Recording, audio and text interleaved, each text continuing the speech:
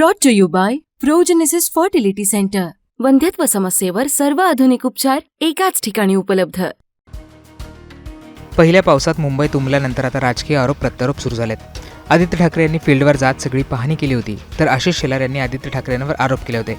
या सगळ्यानंतर आता आशिष शेलार यांच्या विरोधात ठाकरेंच्या शिवसेनेकडनं पोस्टरबाजी करण्यात आली. शिवसेनेचे राज्य संघटक अखिल चित्रे यांनी हे पोस्टर्स लावले आहेत.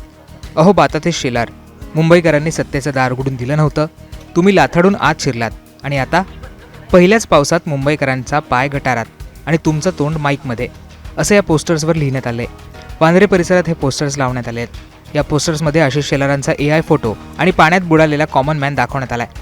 महाविकास आघाडीच्या काळात मुंबई महापालिकेने पावसाळी कामांसंदर्भात हाती घेतलेल्या प्रकल्पाची श्वेतपत्रिका सादर करावी अशी मागणी आशिष शेलार यांनी केली होती.